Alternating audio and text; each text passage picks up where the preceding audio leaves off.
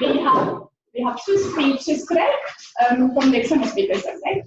And then we also start talking a little bit about FarmConners later today. And then we will conclude the lecture. Then we will have internal FarmConners consortium meeting afterwards. Yeah. We are starting with Iván from WindEurope. Welcome. Thank you. Good morning, everybody. Thank you for allowing us the opportunity to talk to you today. My name is Iván Pineda. I work for WindEurope. For those of you who are not familiarized with our organization, we are a membership-based association, a trade association. We are based in Brussels, so not far from here. We represent the wind energy industry in Europe, the entire value chain from wind turbine manufacturers, developers, utilities, universities, research centers, testing centers, and we also coordinate with the national wind energy associations in Europe. We've been around for around 35 years, originally based in London, and many years ago now in Brussels. And we do all sorts of activities from advocacy and policy for the wind energy industry, the organization of conference and events that many of you certainly probably have attended. But we also publish certain pieces of market research with the intention to also base our policy and advocacy on certain numbers. Our studies are, of course, from a different perspectives and probably hard pure science and research. So I want to talk to you about a very recent study that we commissioned about offshore wind energy and its role in the future decarbonization of the European energy system. We started framing this report last year in the run-up to the COP25, where we were realizing, together with the European Commission, that all the pledges that the countries were putting forward to meet the Paris Climate Agreement were not enough. So countries, as you may know, have pledged to reduce their greenhouse gases, but the current pledges that we have still today, and even after the failed Madrid COP, are taking us towards a path that we are not meeting Paris Climate Agreement. So that's going to be really important that countries basically raise ambition. So in that context, we all know that we need to decrease the carbon emissions. So that's the first sort of assumption, first paradigm that we took for the report. We need over the next year or two maximum to start picking up emissions, which is something really difficult to envisage according to the current ambitions and what we are seeing in government pledges. Even further, if we are not able to meet the 2 degrees goal, we can even think about reaching to less than 1.5 degrees by the end of the century with the current pledges. So 1.5 degrees today is completely uncharted territory. And this is what the European Commission last year, I would say 2018, end of 2018, December of 2018, took as a challenge. And the European Commission ran a study, which is the European Decarbonization Strategy, where they were looking at what will it take for Europe to actually meet the Paris Agreement of 2 degrees, no more than 2 degrees temperature rises, and even going to 1.5 degrees goal. And they decided that if that was possible, then Europe will have to go carbon neutral by 2050. So that's bringing forward the challenge that was originally envisioned to be done. Clearly, this is, as I mentioned, a really challenge. And in the decarbonization strategy, the European Commission started to plot what would that mean in terms of energy consumption, the energy mix in Europe. And there were some surprising numbers there that we took as a second set of assumptions. Today, we have, this Thursday, this number will become 22 gigawatts. We install around 3.6 gigawatts last year. We are releasing our offshore statistics in 2 days' time. So that 20 will become 22 gigawatts of offshore wind installed, cumulative capacity in Europe. That has meant that we have installed on average 3 gigawatts per year of offshore wind. Okay. We think that with the current plans governments have submitted to the European Commission, we will be able to reach close to 90, very shy 90 gigawatts of offshore wind by 2030. And that's with a perfect, impeccable implementation of the plans from governments that we know sometimes may be not the right or the case. For us to get to 89 gigawatts, then we will need to install around 5 gigawatts up to 2025 per year. And then in the second half of the 2020s, there will be a ramp-up of installations towards 8 gigawatts per year. Now, what does the European Commission thinks that we should be doing in order to reach 1.5 degrees temperature rises by 2050? So pay attention to this. The European Commission thinks that we need to install anything between 230 gigawatts and 450 gigawatts by 2050. And we put this just to illustrate the magnitude of the numbers. So we are installing today 3 gigawatts, and we think it's going to be extremely challenging to ramp up in order to get to 2030. Now, if you think that over the next 3 decades, we will have to install that amount of cumulative capacity, that means that we need to ramp up our supply chain and our industry anywhere between 7 and 18 gigawatts per year.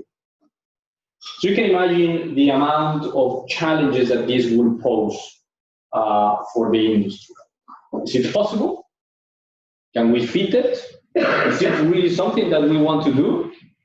If you were wondering all these questions, well, you're very close to become an energy minister, because this is exactly what they were asking us. This is what governments have been asking us. Is it really possible that we can do that? So how will it look like on a ramp-up of building all this amount of capacity in the coming years? Well, as I mentioned, we will have to ramp up clearly in the 2020s to actually get up to 8 gigawatts per year.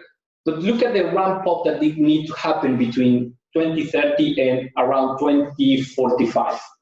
So we need to reach around 20 gigawatts per year. So of course, the 18 gigawatts that I mentioned before is, of course, if tomorrow we are able to basically start installing offshore wind. But there needs to be a certain ramp for the supply chain in the industry. So our message to policymakers so far is, if you want to decarbonize the European energy system, you need to set policies that will incentivize this average of capacity for, let's say, at least 10 years. So we're talking about a sustained amount of above 20 gigawatts per year, including repowering, over 10 years. That's what any industry would require in order to make investments that are able to be depreciated if you account for amortization. Any investment will need at least 10 years of that continuous delivery. Then, of course, towards the end of the 2040s, industry will have to settle from 2050 onwards. We think of around 15 gigawatts. So that's probably decisive. The point to make here is this curve that will be significantly challenging. So for 150 gigawatts, we took that upper end limit and we asked, can we do it? Where? And how much will it cost? And far beyond trying to answer this with a very methodological research, what we just tried is to sketch a vision. So our report was just putting forward a very basic estimation of how much space would be needed, how or where we can fit this in the North Seas, and how much would it cost. All these are, of course, approximate estimations, and what we are trying to make with this report is just starting up a debate. We are not telling that this is the ultimate answer, but we would like to start exploring with policymakers and industry what does that mean for everybody. So we think that overall 450 can be achievable if we look at sea basins cooperation. So you have the Baltic Sea, the North Sea, the Atlantic Ocean. Let's say if we split it up to the south of France, and then we have, the southern Atlantic with the Mediterranean. We think that that split is somehow the first indication of where we can put offshore wind. Of course, somebody will say, well, the resource potential for offshore wind is massive, but what we don't want is to somebody say, yes, we can fit everything in here, and there's enough space, and forget about everything else because there's enough space, and we just need to figure out how to bring it to the demand. Overall, we think that the split based on that resource potential, together with very basic calculations of levelized cost of energy that includes the cost of grid connection, the distance from shore, will get us to more or less this split. 85% of the capacity of 450 would be installed in what we call the northern seas. So that is the Atlantic, the North Sea, and the Baltic Sea. And that adds up to 380 gigawatts. Why is 85%? Well, based on the development of the industry together, as I mentioned, with the resource potential, cost, and the supply chain capabilities, that's roughly what we estimated to have.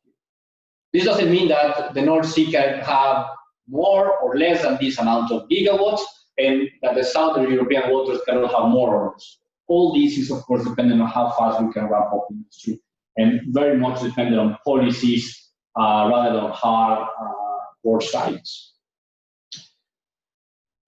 Of course, countries will ask, can I fit it in my own EZ? And we were debating ourselves whether showing this at all in the report, because we didn't want that the discussion was focused on, I'm going to do only what my country wants. The entire point of our report was to make sure that countries work together, so there is a cooperation in the development of offshore wind, because spatial-wise, that would be the most cost-effective. Now, it was needed to somehow come up with a distribution per country. And this distribution is not by any means a potential, by any means a ceiling, by any means a floor. It's just a very simple distribution that we did based on the amount of offshore wind energy that countries will require to meet at least 30% of their future current power demand in 2050. So 1/3 on average of all power demand per country would be met by offshore wind, and the distribution would be based basically on the demand of electricity that you have 100 kilometers from the shore, inland, and then the rest, if you have enough space in your sea basin, then would be able to cover the rest of the country if your country happens to have more than 100 kilometers land. For example, in the case of Germany, you will need a significant amount of offshore wind. That was the first cut-off filter for covering 30%.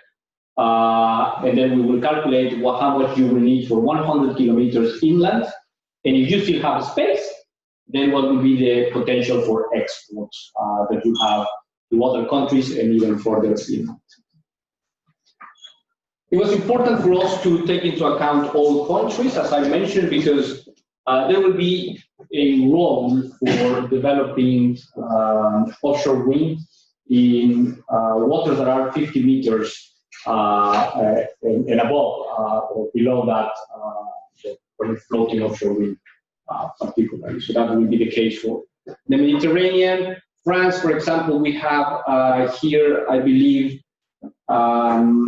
16 or 17 gigawatts of floating offshore wind in that number. And of course, the numbers that we have here, as I said, just an indication of a potential distribution, and they do not need any ceiling. So that will be a distribution. Okay, where can we fit it? I mean, is it realistic that we can fit that? Well, we mapped out with the GIS software, our consultants that we hire mapped with the GIS software, all the possible restrictions that we have, and based on the resource potential, this is the technical resource potential that you have, so basically mean speed, mean wind speed, and basically looking at, if I recall correctly, it was 5 times 5 square kilometer points on the sea, calculating what will be the LCOE. So we did that already back in 2017, and basically we updated our LCOE estimates on that GIS system, and we included some of the restrictions that we know are important for offshore wind. That includes Natura 2000 areas, other natural protected spaces, shipping lanes, pipelines, cables. And we have a list of all the restrictions in the report that we're taking into account. And based on that, then we superposed that with the cost of wind energy based on the distance from shore and the resource assessment and the resource potential, and we come up with this map. We think that we can fit 380 gigawatts. So if you can see this, we didn't do the analysis for the southern European waters, but just only for the North Sea. The 380 gigawatts will take around 3% of the total system, which is, you can say, very reasonable, particularly because you have a lot of space down here and up in Norway, etc. Of course, it will all depends about the cost, but we know that we will have 60% of the area with spatial exclusion. So that means that you cannot build offshore wind 60% of the area in the North Sea.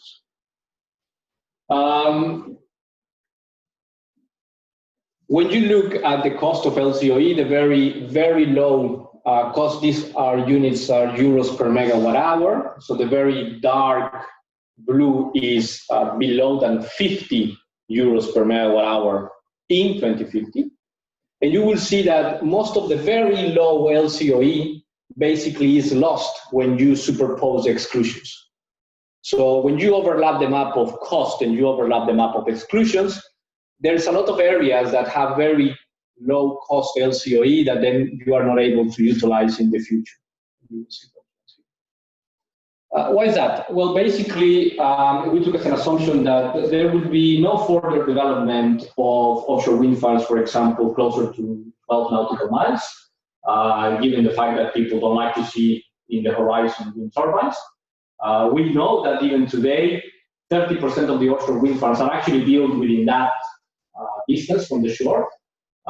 We know that in Germany there are developments, particularly that are planned around this area, and well, not even the Baltics, but around this area that are going to be within 12 nautical miles. But we have to make a assumption just to see how that would look.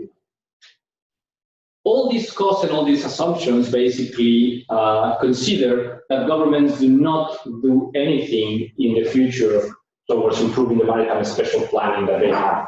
That means current spatial instruments for offshore wind are being maintained, are kept over the next 3 decades. Okay? There will be, of course, important changes in policy that we would like to see, so that those exclusions are somehow removed.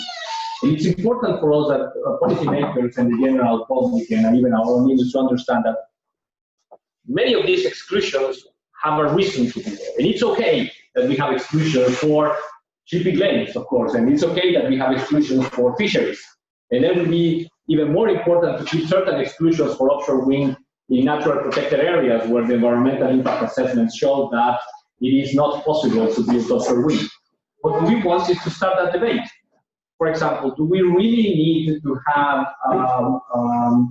a total ban of ship transit in between wind farms? Do we really need to have minimum distances between an offshore wind farm development and, for example, gas pipelines? So there are many other questions around maritime spatial planning that we would like to start triggering with the analysis, and do not give as a fixed setting stone exclusions, because otherwise we will not be able to develop offshore wind energy with a very limited amount of space and somehow looking at the very low and low ranges of LCOE. So how much would it cost? In the hypothetical scenario that there are no special exclusions, we basically added up all the LCOE costs for 380 gigawatts. And I said hypothetical, of course, because I mentioned there will be, of course, exclusions, and this is our message that there are things that are needed to be done.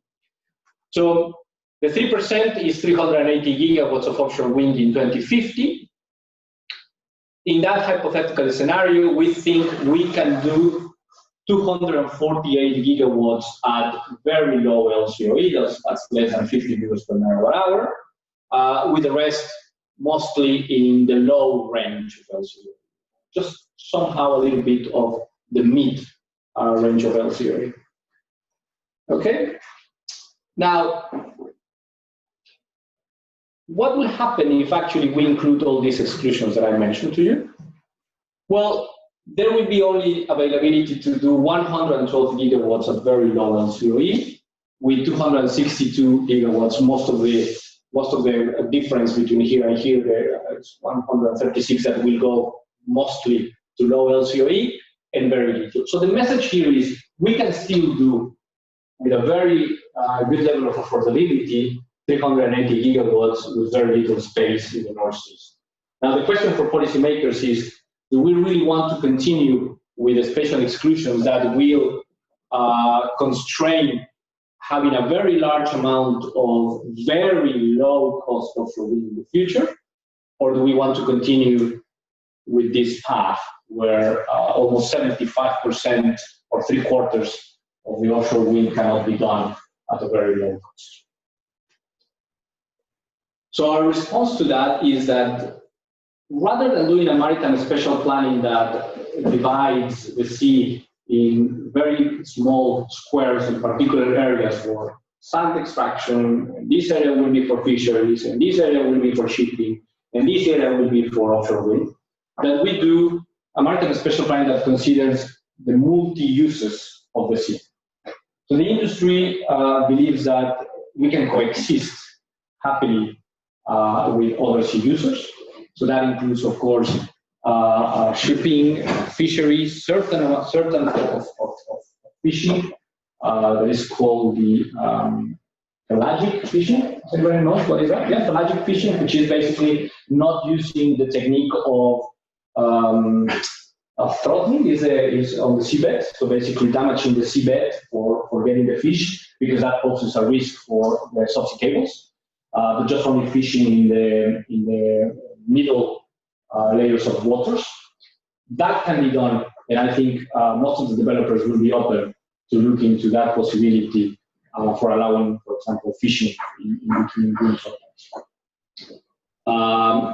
Comments aside, of course, when it comes to health and safety for vessels within wind farms, there's a lot of discussions about emergency rescue, how, for example, a helicopter would be able to rescue a ship in danger when it's in between a very dense wind farm.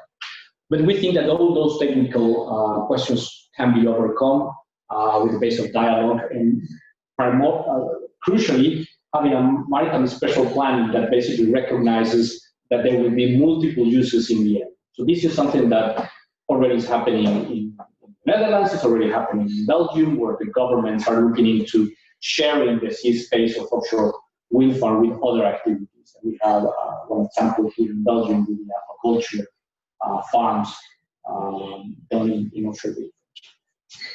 Okay. So what are our messages for policymakers? There are 6 things that we are telling governments these days in order to enable this 450 gigawatts vision in Europe. And clearly the first one is you need to get your maritime special right. You need to plan for that amount of offshore wind in the future if we are going to hit the commitments that we have in the Paris Agreement.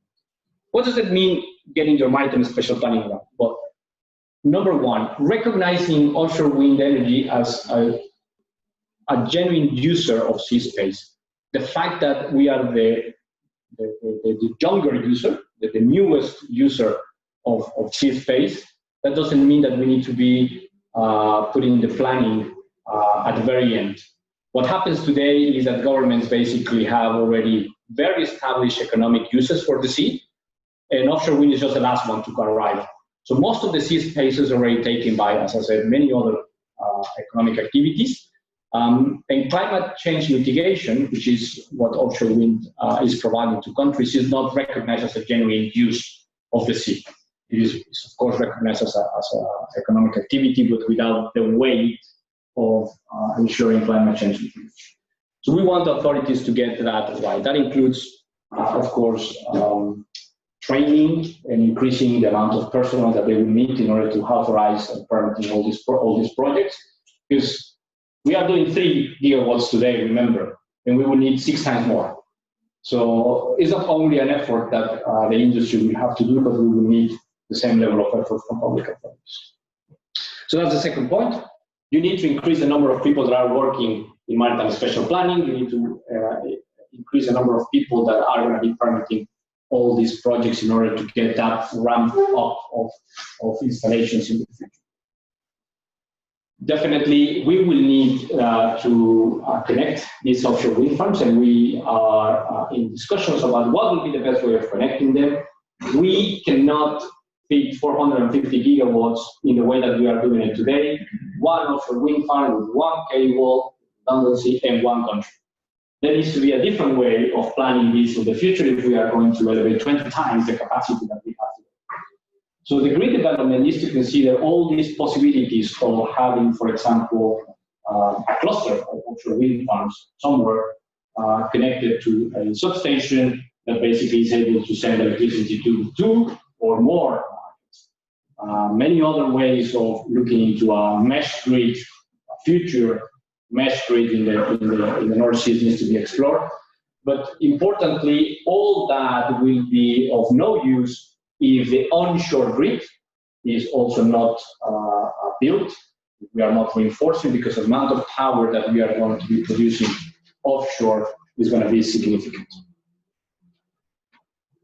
I mentioned the different topologies or configurations that we will need for an offshore grid, and there is raising interest on what we call an offshore hybrid project.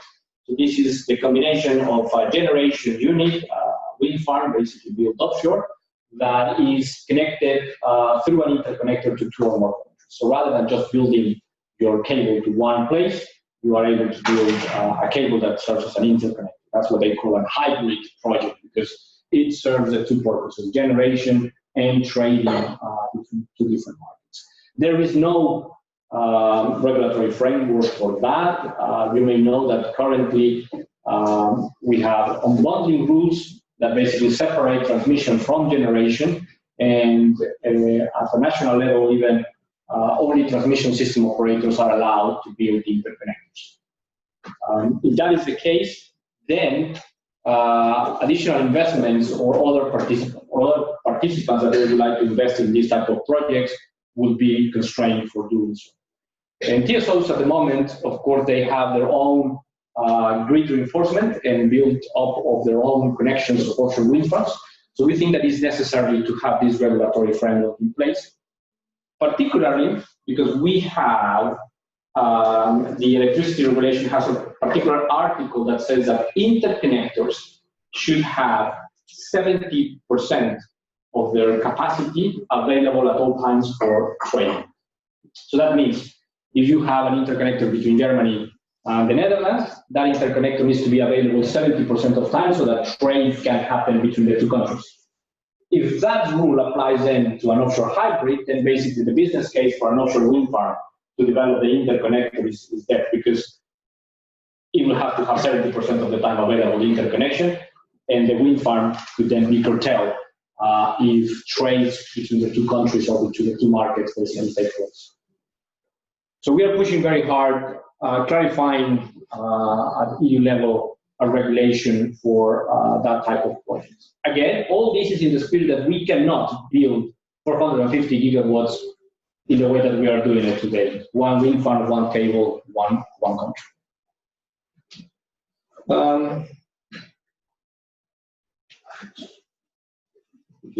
It's blocked.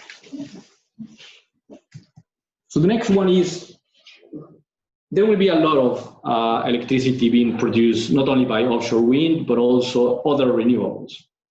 The 450 gigawatts in the European Commission decarbonization strategy includes 1,000 gigawatts of onshore wind, plus another 900 gigawatts of solar PV.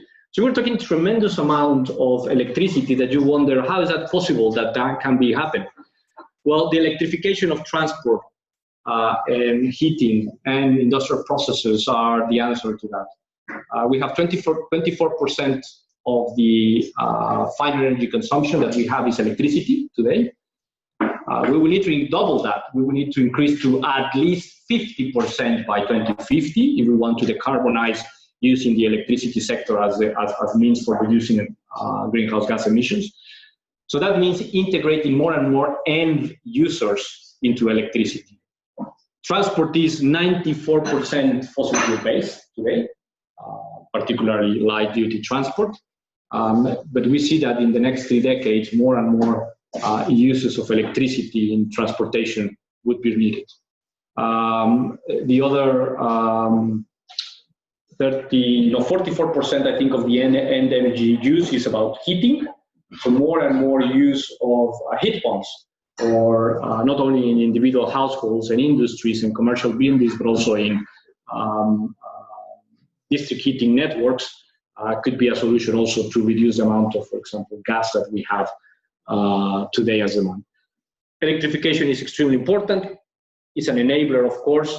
It will be needed to decarbonize the European energy system. And without that, of course, you cannot get this amount of offshore wind or this amount of any other renewables in the system. And of course, you can imagine that as an industry body, we want to hold accountable governments on the clarity and visibility of the future plans for renewables. So our continuous message to governments is, you need to provide visibility, you need to provide a clarity on your ambitions and your volumes, not only with pledges, but also with specific policies that help the supply chain and the industry to plan for the investments needed for such a big demand. When we talk to the chiefs of the industry, they say, we are ready to do this, but we will really need to have clear signals for policymakers that we are not going to invest in additional factories that will be stranded because we don't have a clear pipeline of projects in the future. You probably have seen this lady before. She's the president of the European Commission, Ursula von der Leyen, and she is continuously pushing these days for the Green Deal. The European Green Deal is the umbrella policy at this moment in the halls of the European Commission. It's trying to align all the rest of policies that the European Commission is responsible for towards getting Europe to get that climate carbon neutrality, net zero carbon neutrality by 2050. And yesterday we were discussing internally in the association that this is probably the very first time that we see such a big push of one single policy dominating the rest of the discussions in Brussels, in the European Commission. There is a really big push, politically speaking, for getting the European Green Deal a success, integrating not only the energy aspect, but also aspects of consumption, agriculture, economy, etc., including the Green Deal. And there's a lot of talk about this. The reality is that most of the policymakers in the European Commission will turn to us, industry, to ask, how can we do this? What will be the role of industry? What will be the role of society in making sure that this happens? So we have a very big window of opportunity here. I want to finish with a little bit of self-promotion. Many of you would be, of course, very much interested in the resource assessment and analysis of operating wind farms tech workshops that we coordinate in WindEurope every year. This year we are doing both of them together. And if that is not interesting enough, maybe the location is Naples, Italy. So if you want to have a little bit of sunshine at the end of April, this is the event to be. My colleague Malia will be here the rest of the day talking about this. So we have a very good lineup of sessions. You can imagine that there will be, particularly, I was talking to Malia on the train about this session on wakes and blockage. You have heard all the news about Ørsted being downgrading their provisions in financial revenues because they said that they didn't include certain losses of energy by building wind farms too close together. So it was the first time that we are doing the two workshops together, so I just wanted to finish with a reminder on that. We will be very much looking forward to see you over there. And thank you very much for your attention. Any questions?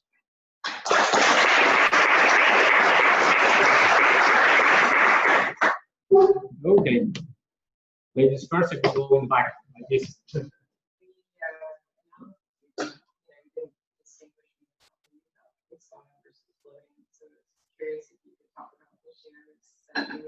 Yeah. Are assuming the cost assumptions that you're assuming. Yeah, certainly. It's a very good question because we were wondering at some point what's going to be the future of floating offshore wind. And as things stand, our vision is that floating would be just another substructure. As today we have jackets and monopiles, and floating would be a choice on cost because you can even do floating close to shore. Okay, and even in waters that probably you don't need it, but it will be more an option for the developer according to cost. So we didn't want to have that clear split. Nevertheless, we knew that there would be an interest about this.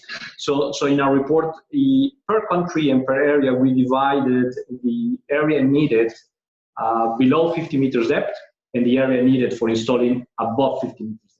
That's a kind of a psychological split for people interested in floating offshore. We think that there will be anything between 100 and 150 gigawatts of offshore wind in those 450 gigawatts. So we're talking about a quarter of the capacity could be floating. 70 gigawatts will be for sure in the southern European waters, so you saw that, and then there will be another 30 to 130 gigawatts in somewhere in the North Norway, Scotland. Yeah. Yeah, can you speak a little bit about the 70 gigawatts that you expect from the southern waters?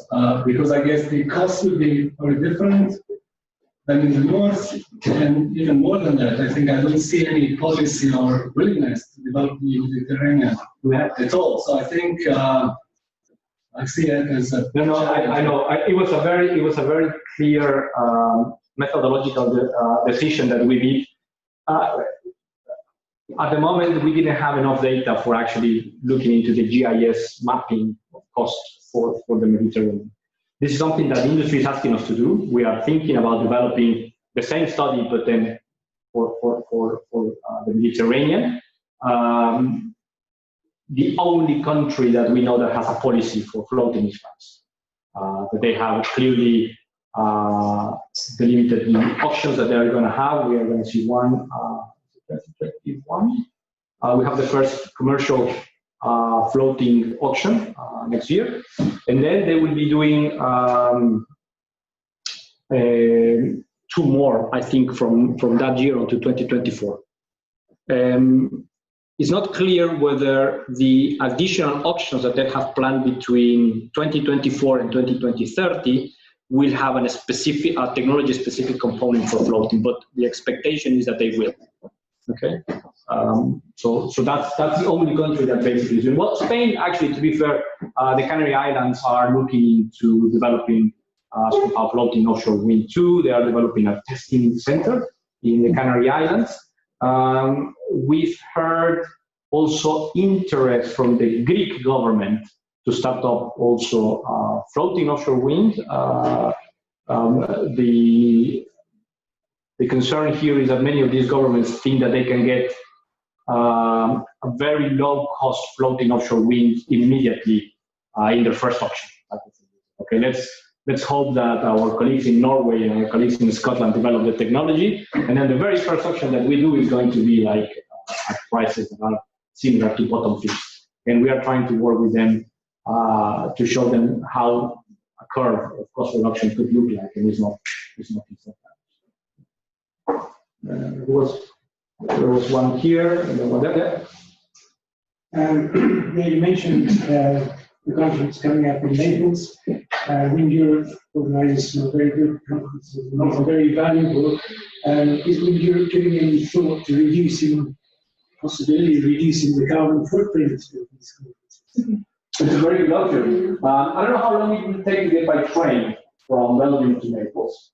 But certainly, for example, our events in Hamburg that we are going to do at the end of September, then we will have a component of sustainability. We are working internally how to reduce the carbon footprint, particularly, and I know many of you will know why, particularly when it comes to catering. We have analyzed the options of what it means to actually do veggie and vegetarian menus in our conferences versus meat production. But definitely we would encourage sustainable low carbon transport. I think Hamburg is a very good location in Copenhagen next year for people that actually, the ones that can live in the northwest part of Europe.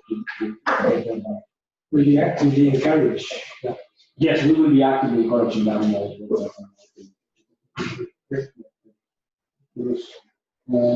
think it was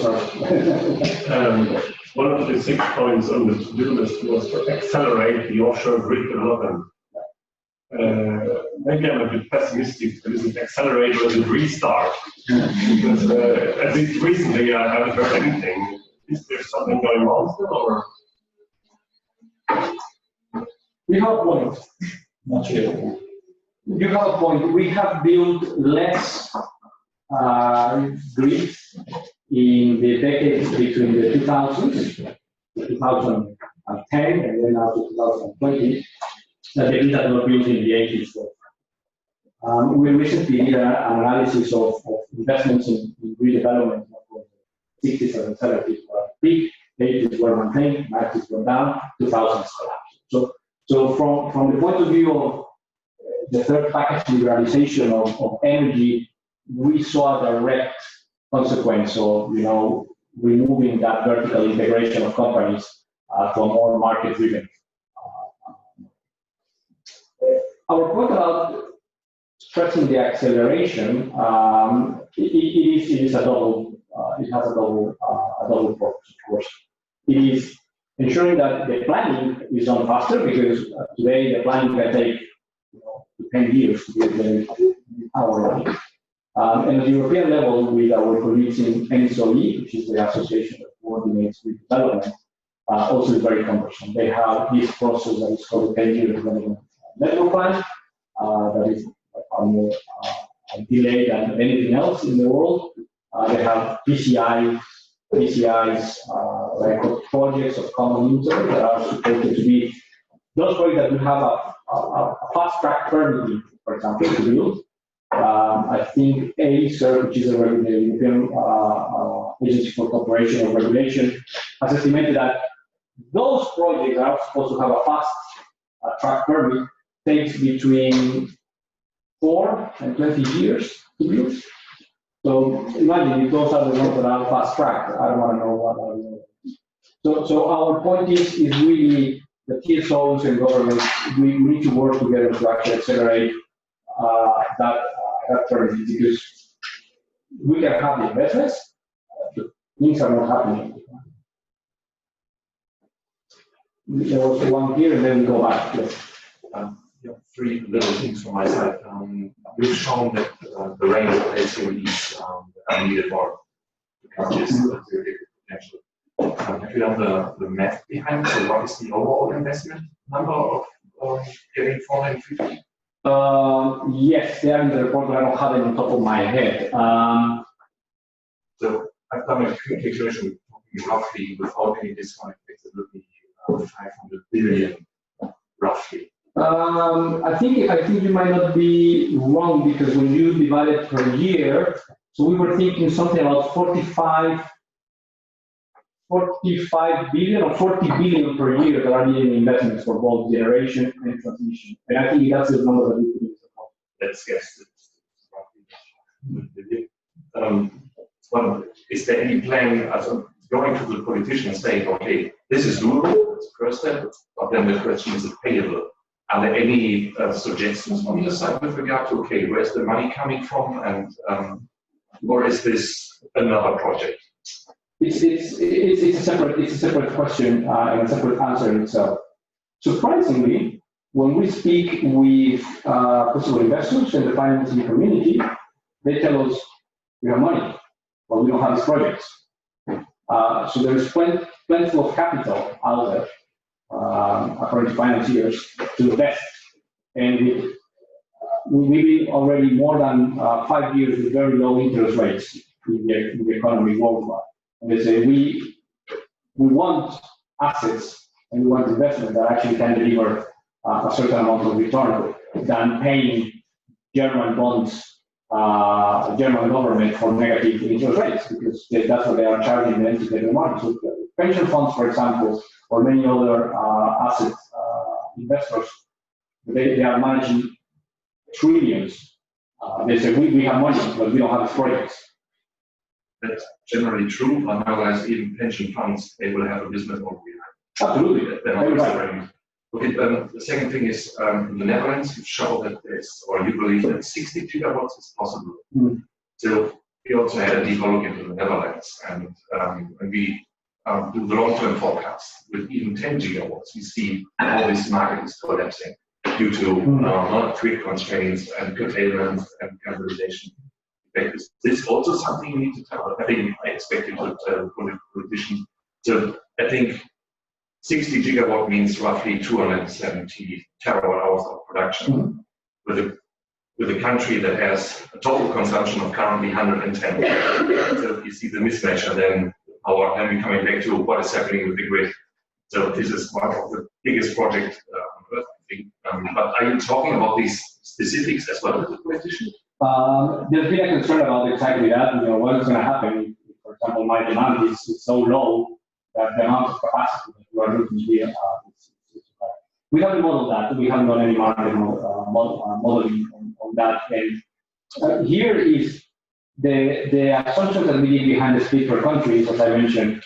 For example, a country like the Netherlands, it has less than 100 kilometers distance from the shore to the next one. So I think for the amount of gigawatts that we included, probably 85 to 90% of the electricity that is going to be generated by these 60 gigawatts is going to be for export. So indeed, the amount of electricity consumed in the Netherlands will be significantly lower than the capacity that we have assigned. And we included in the report, you can watch or you can read it online, at the very end a map of countries that will be exporting power and countries that will be consuming. One of the key messages also that we have tried to do over the past years is making sure that countries that do not have a sea border also support the development of offshore wind, because they will be beneficiaries from the supply chain development that they can have. This is probably a trivial example, but you would imagine that a country like Luxembourg, what they care about offshore wind, and they are one of the big, flag waivers for offshore wind, not only because they have a financial system that would be able to support that, but also they are part of this North Sea Energy Corporation, one of the governments that are signed up to the North Sea Energy Corporation for the there will be an element of trade. The last directive question, you can check with the manufacturers whether this yearly capacity of 20 gigawatts is actually feasible, or they need to have the investments to guarantee these kind of project pipeline. When we presented this report at our event, there was a lot of positive emotions from the industry, as you can imagine. Yes. Industry thinks that they could make the investments that are needed to actually get this level. Questions aside would be are we going to be able to actually get the other parts of the supply chain here towards that? Cable manufacturers, when we spoke to them, they say yes, we can make investments, they should be ready to do that. Vessel manufacturers, they say, we will need a lot of certainty in order for us to make an investment of 60, 80 million euros per vessel, and we don't know if we're going to be able to use for more than 5 years. Because these days, after 5 years, the OEMs come up with a new size of a wind turbine, and the vessels say, so I think probably for the supply chain, it's a little bit more challenging than for OEMs. Can I go back here? How much time we have? I'm sorry, I'm not taking time, so you. It's okay. It's okay. Just two simple questions then. Just understanding the assumptions, when you say very low, and medium LCOE, where is the reference point about the LCOE here? So where do you see, where is your reference LCOE right now? And the assumption behind it. Do you have that in the report as well? The reference point of today versus, because very low means less than 50 euros per megawatt hour. Okay. Low between 50 and 65 euros per megawatt hour. Okay. Medium 65 and 80 euros per megawatt hour. And high more than 80. We're talking about future costs in 2050. Yeah. Today we just saw the UK last auction. It was an average of, I think the lowest bid was 39 pounds. I have a question related to that. So, if you see the projects now, they are kind of below 50, some are below 50. And obviously, it's easy to keep everything below 50, but there's actually the evolution of the next 30 years. So, what do you expect? We were very conservative in our assumptions, to be honest. We think that technology that will be developed by 2030, will prevail. I mean, our assumption is that if by 2030 you already have a 15 megawatt turbine, we did not model a 20 megawatt turbine in 2050. We were very, very conservative on that. So you can assume that, or you can tell that our assumptions are our expectations towards 2030, and those expectations of cost will prevail for the next 2 decades. Doing LCOE analysis for more than 3 decades is shocking. Quick point about when you said 30% of target, what was that target exactly, and did you see any combined scenario? Is that the target like decarbonization 30% and all considered by offshore wind? No, so it wasn't a target. I probably expressed myself incorrectly. So in the decarbonization strategy of the European Commission, when you look at the energy mix and the total demand, offshore wind would meet 30% of that demand. Okay, so that's the assumption that then we took to the result. Yeah. Thank you very much. Just to back up, I was speaking to Andy Garrett last week, and he was part of a panel that advised the UK government on cost of offshore wind. And 5 years ago, they said, we think offshore wind will get down to around £100 per. And of course, within 5 years, it's down to 40. So they were incredibly wrong. They came into rooms of experts who very much knew that stuff, and they were completely wrong about right. So it's just really to back up your point that predictions on LCOE are very difficult to make. That might happen again. Oh yeah, there might be a lot lower than we thought. Oh yeah. But at the same time, the challenges are so difficult in the future that it could be. So I guess with that though is to say that any prediction here it's not very large error. Oh yeah. Here is again the idea is to communicate the possibility of where this could lead us. Nobody would be able to actually forecast whether that 50 euros per megawatt hour or less than 50 euros per megawatt hour would be comparable with what's going to be the electricity price in 2050. So but anyway, we need to have some sort of a feeling, and current prices wrong as they could be in the future gives that sense of yes, I mean, it's affordable. And so mean, the purpose of it, regardless of the assumptions, you know, a big part of it was, like you said, to spark the debate about, especially these exclusion zones, and how can we actually address this. So, you know, you mentioned, you know, to spark the debate, I was curious if you could elaborate more on, like, how you're using this tool, who you're talking about it, who are the stakeholders involved with that process. It's funny because there are countries that they take the central planning of the maritime spatial planning really serious, and there are countries that they think, oh, well, you know, we have our sea, we don't really pay too much attention to it. We engage first with the Ministry of Energies, with the Ministries of Energy, because they are the ones that they will need them to talk in most occasions if they are not incorporated with the Ministries of Economy. Because when you say, hey, I'm the new kid on the block, I'm offshore wind and I can do a lot of very nice climate change, they say, yeah, very good, but we have a fishing sector that is thriving, that is contributing X points to the GDP. We have a fantastic oil and gas industry with pipelines, etc. So we are trying to spark debate with the Ministries of Energy so they can talk to their counterparts in countries where they are not incorporated. In the case of Germany, for example, the Netherlands, it's easier because it's the Ministry of Economic Affairs and Energy together. They can do that somehow easier. That's number one. Number two, that's our primary audience. Then the second one is, of course, EU institutions.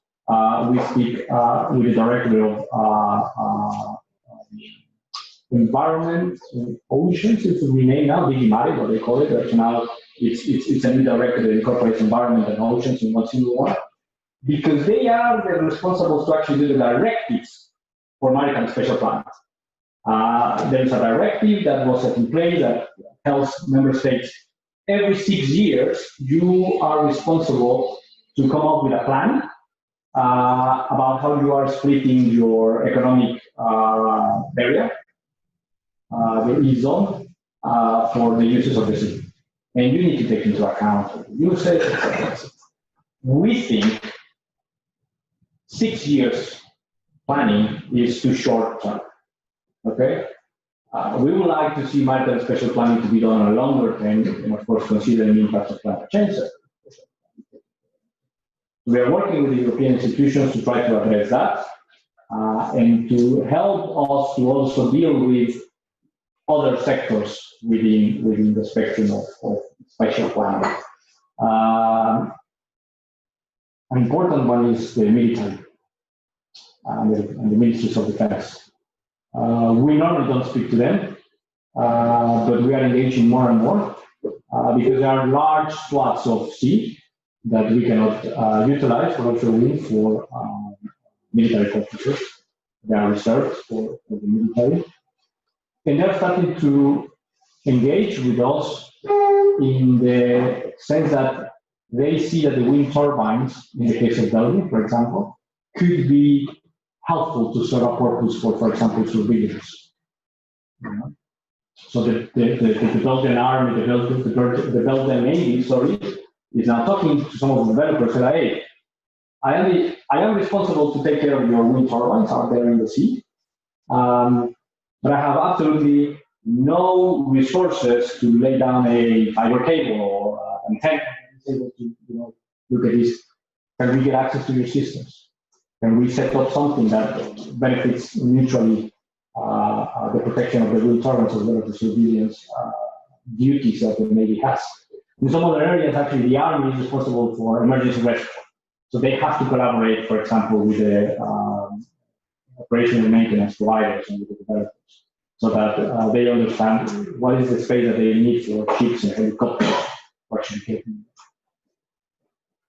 So ministries, European Commission, Ministries of Defense, and very, very important, we've been starting now, and we want to start a platform for engagement with environmental NGOs, which are extremely interested in understanding what will be the environmental impacts for having this amount of turbines in the sea. At the European level, I think that the headquarters of the NGOs are very supportive of our cause about climate change. At the national level, we see more challenges with particular groups that are opposed to projects on the grounds of specific local environmental issues. They also partner very much and very frequently with local fishers.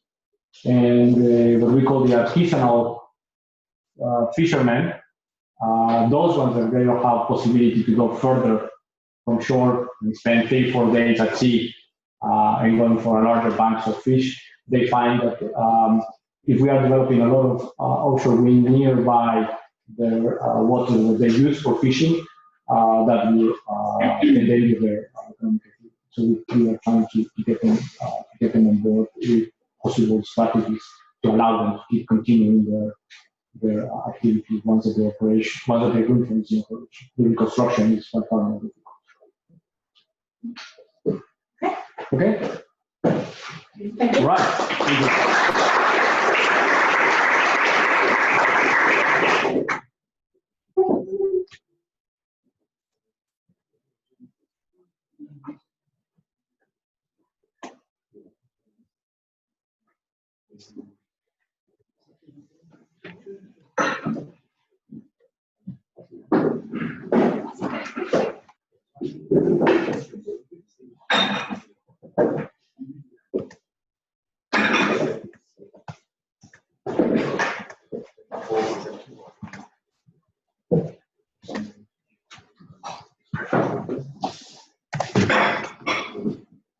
Hi everyone, my name is Nwobu. I'm a research engineer with Offshore Renewable Energy Catapult based in the UK.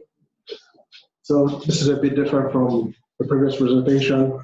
So it's just a follow-up from more or less the presentation from yesterday. We had one where we looked at around the electrical infrastructure given by DTU, looking at electrical networks, high voltage AC, high voltage DC, how does it all come together? We also had one from ENGIE, Global Energy Management, which more or less showed us a new view of the markets, of where it's changing to and how we're moving towards like 4-hour kind of auctions and day ahead and different aspects of it as well. So and how ancillary services are now becoming more relevant for technologies like offshore wind. So this is more or less on an application which has been gaining interest in the offshore wind community, which is grid forming and black starting.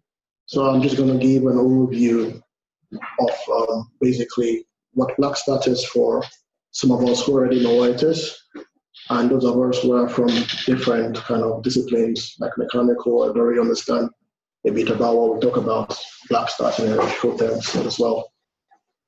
So just a brief overview of what I'll be talking about. I'll go a bit about overview of black starting in general. Most of my conversations is based on the UK context of it, but I believe it applies to other European countries as well. And talk about more or less about wind farm control and trying to gear that towards what needs to change within the offshore community to actually accommodate this kind of application for wind farm control, and look at more or less a potential way forward of how things could actually happen, and talk about some of the activities just in general, which us as an organization, we do as well. So I thought a good starting point is to first of all explain who we are in terms of what we do in the UK. Name sounds interesting, Catapult. So we're there to push forward innovation. And we're one of those centers where we're research institutes focused on a specific topic area, offshore wind. But we're also a bigger community of catapults in the UK looking at different areas of innovation. There's the energy systems one, which some of us might be already know about. There are different aspects in medicine, high value manufacturing. But the whole idea is we come together, we bring together all the ideas from the SMEs, the academia, and also putting an input in business development, operational maintenance, electrical infrastructure, including research and development. And we work with collaborative projects just like FarmConners and Total Control, and merge our understanding between the UK, EU context of different applications of offshore wind. So black start, reed forming. Reed forming was covered a little bit earlier on yesterday. I'll just be giving a bit round view around that as well. Black start as well, I'll just show an overview of what exactly it is. So we're used to the typical simple layout, transmission network, distribution network, generation, consumption. At the moment, we have large generations, coal power plants, all sorts of different resources combining together to create a grid. And black start is more or less a situation where something happens, like you lose power in the network due to faults, similar to what happened in the UK some months ago in August. And then just imagine if that cascades to a total loss of the network, collapse of the grid frequency. Where do you start from, basically? So currently, there are providers and generators who provide that functionality of able to re-energize the network, grid form the network. And what they do, one of the fundamental things they need to have is the ability to start on their own self-start and generate the initial fundamental frequency, be it 50 hertz, 60 hertz, basically the voltage signal who everyone locks onto. So when that happens, they need to start their more or less process of forming the grid, which is the grid forming process as well. They need to connect to the existing generation, start to build up more inertia in the network as well. And that includes energizing sections of the network, the transmission lines. So it's a process as well. I need not to connect from the transmission, more or less system operator, to the distribution network. And each of the different areas need to know when to connect, lock onto the grid, the frequencies, stable operation of the grid as well. This is the typical way, which is done at the moment. But with innovation now coming in, offshore renewables, net zero targets, decarbonization, what we're saying is that the actual power stations, that actually the big, large coal plants, are being phased off, especially in the UK. So we have this issue of inertia, which was discussed yesterday, of where the grid starts to become unstable. In the UK, National Grid has started to look at alternate approaches of doing this. So rather than have one big power plant that generates power, restores the network during a total blackout, how can we use a number of technologies together at different points during the process to start the network? And offshore wind has been seen as one of those potential technologies that can be used as well, because of the advantages you have, where you could include inertia into the network, be it through an emulated way, like was discussed yesterday, or just the capability of having that large resource of power to actually start the whole network. So there's been interest across the offshore wind network and community in black starting in different regions as well, and how exactly would this happen. So I think the interesting part is understanding the different processes and what has to happen with the wind farm control. So imagine a situation where we have something similar. You lose the whole network. Where do you start from the offshore wind to start and generate the grid? So the idea is understanding the processes that need to occur and how the wind farm or the wind turbines need to behave in order to operate or to deliver that. And that's the wind farm control issue that capability needs to be included in there as well. So we start with probably one turbine that starts to form the grid. And in this condition, there's no actual existing grid to lock onto or synchronize to. So the wind turbine has to become a generator on its own and form the fundamental, more or less, voltage oscillation signal or grid frequency. That could be one turbine, two turbines, number of turbines being controlled cleverly to create some inertia and start that initial fundamental start. Link that up to a wider network of turbines, maybe in the string as well. But that's not just as simple as just connection. There's also the electrical part of it, like the cable sections. There are reactive power requirements in there. So you need to understand how many could go in first before you connect the section of others, to have that dynamic stability as well. And the wider network as well in the wind farm, like how do you connect each of those sections and layers together and keep that stable operation And we're moving more or less from grid following inverters in the turbines, which is more or less looking to a large network of AC network that has a lot of inertia. So more or less beginning to form a grid, which is more unstable, basically. So there are control dynamic issues as well, and coordination between individual turbines, between the wider wind farm, and that begins to look like a wind farm control kind of like capability that needs to be included in there. Similar to the previous, you need to go from the wind farm to the substations, to the transmission network, energizing the cables. So these are individual processes that need to be coordinated together, and things like faults could occur in between. You need to understand how to fault right through or restart the network, how many times you need to do that as well. Connect to the load banks as well. At what time do we need to start to collect load centers? And so these are all coordination between transmission system operator and distribution network operator or system operator nowadays. So that's more or less the overview of what black start is and how offshore wind could potentially contribute to that in the network. Now, a major part of black starting is grid forming, which is being able to actually form the grid. And conventionally, most of the inverters are in the powertrain are grid following, so there needs to be an existing grid to lock onto. But we need to move now into the grid forming inverters. The difference, as I said before, is the grid forming inverters have to establish an actual grid.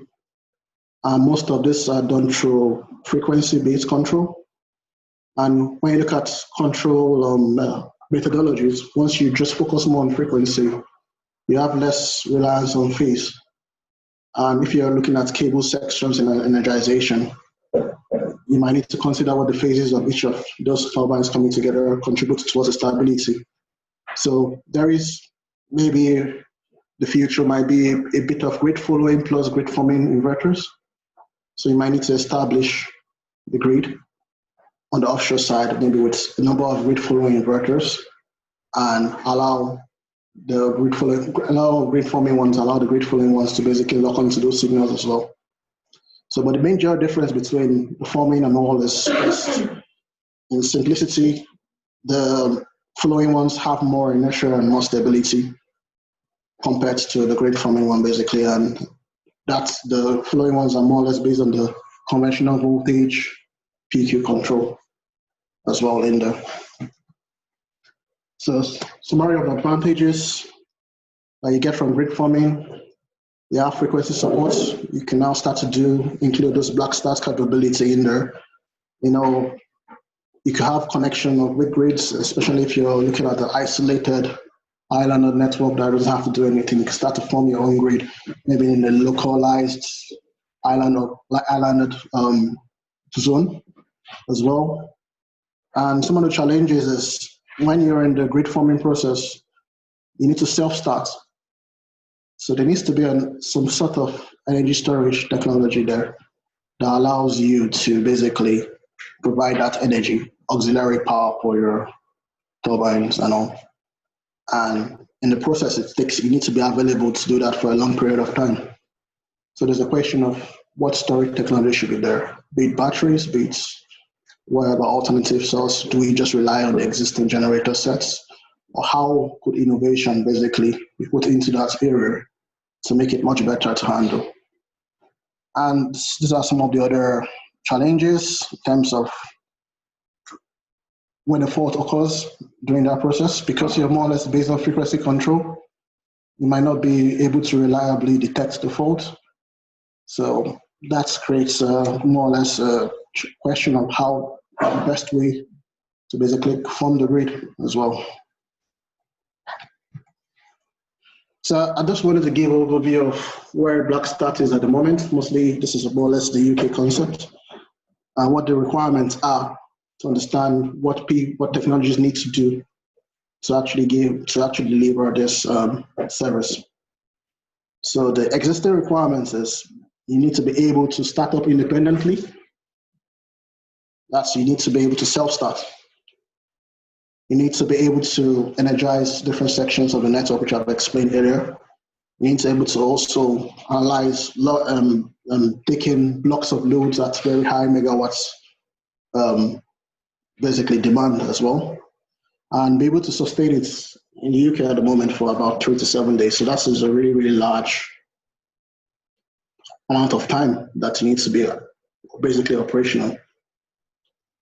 And now you start to think about it, how do existing technologies like offshore wind, be it energy storage, how can they deliver those requirements? So the thinking around national grid is that this needs to change, and we need to start looking at more case-by-case basis, and maybe streamlining the timelines to suit individual technologies and their capabilities, and basically to more or less how could the grid codes in different areas also change to accommodate these changes as well. So there are a number of projects going on national grid to look into this as well. So current state is still the same, large power generation plants delivering the service. But now as these technologies are coming in together, and power plants are being phased out, is now understanding that other forms of technologies like offshore wind, storage, so we talk of electric vehicles and other forms of distribution energy resources, basically contributing towards delivering this service as well. So the future in terms of black start and national grid, they have a number of projects which are looking into feasibility studies. One is through the Offshore Wind Accelerator Carbon Trust, which looks more on the offshore wind side of it.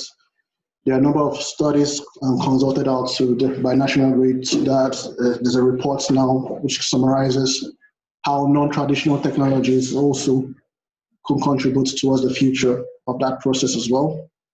And there's a final project, which is a distributed restart one, which more or less tries to look at the trial of this, I think in 2023 or so. That's taking the outputs from these two projects and trying to see how we actually could have an actual trial of black starting with offshore and other resources as actually contributing towards that as well. So I just want to talk a bit more about wind farm control and more or less trying to see where things are at the moment and what could change towards delivering the service. And to start off with, I just felt this is a very nice diagram that shows the different stages during the process and a summary of different things that need to happen as well. So when the grid goes out, you need to restart restoration process. You need to do a partial or total shutdown. You need to black start, which is restart the system. I need to restore, which is know when to connect different parts of the network together. And this is just a summary of the different things that happens underneath. Under the shutdown, you can energize network. Either you have some emergency power there to keep your auxiliaries working, or you need to also send some people down to do some kind of manual starting up of the wind turbines. Your control and communication systems need to be adequate to handle this. I need to have some kind of auxiliary support there for starting.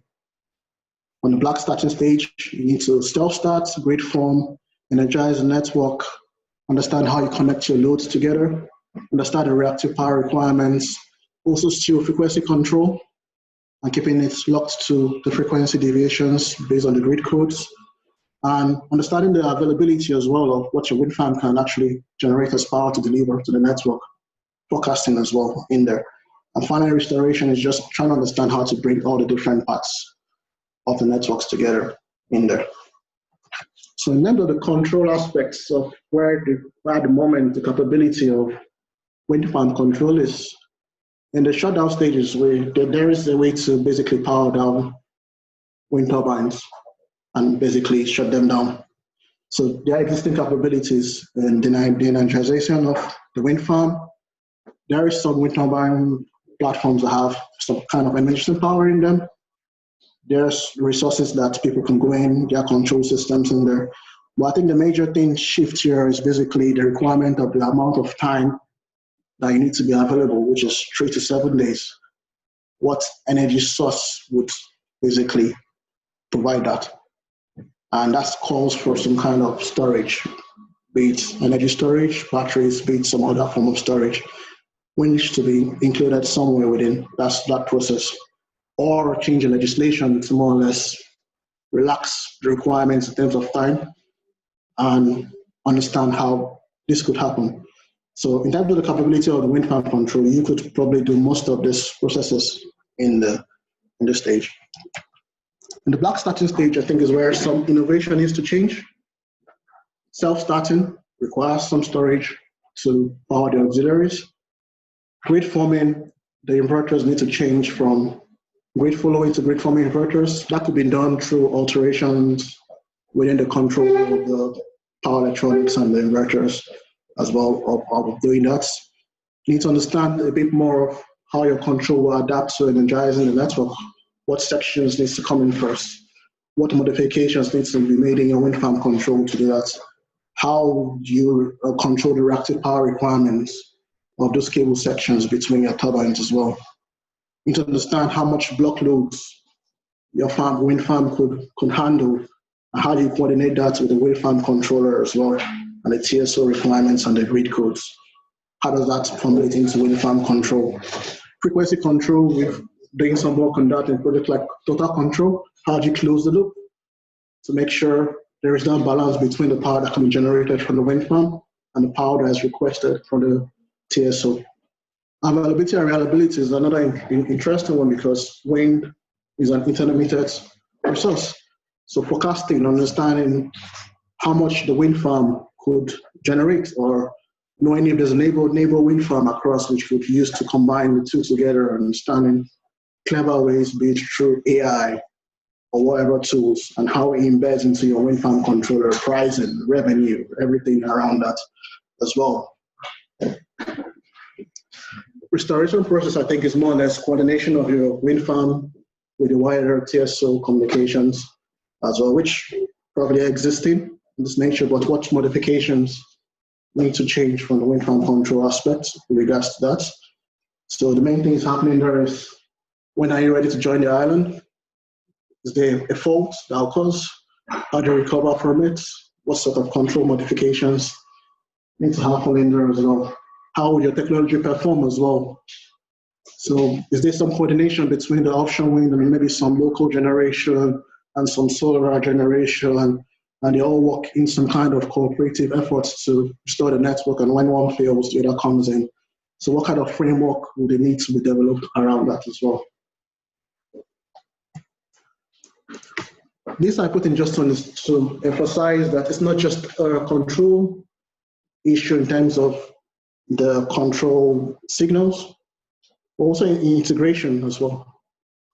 So there is a talk of having storage within either the turbine, the offshore network, or the onshore network, where best to position it. How do you actually embed storage in the turbine? Because most times I see the storage is seen as maybe a black box. Just plug it in, plug it out. But we need to remember that just as we have a wind turbine as a whole system, energy storage is also a control system. Interaction of cell level voltages of your cells to wider stack level, to wider, they have cables running through, how you need to position the cables, the radius you need to bend them. So there's so many things around, not just a battery providing power, but also understanding that issues like the temperature of wherever you put it in, is in the nacelle, is in the tower column. How does it affect that? How does our environment around, in terms of the ocean waters or wherever, affect certain things like the temperature, which is critical in deploying energy storage technologies like batteries? What are the limitations as well? So you could say, okay, you need X power for X duration, but some of these technologies are limited to different power to energy ratios. And if you want to extend the power to energy ratios, it might be a total change in topology. So what I'm just trying to bring out here is this: there's an engineering problem from the energy storage developers, which want to understand how best do we use what your requirements are, and how do we build our cells? How do we choose what cells we need to use? And there's also the understanding of how best do we incorporate energy storage into your existing system as well. So I think the last picture down there was the initial thinking around one of the projects, Batwind, which was to put it somewhere in the tower structure.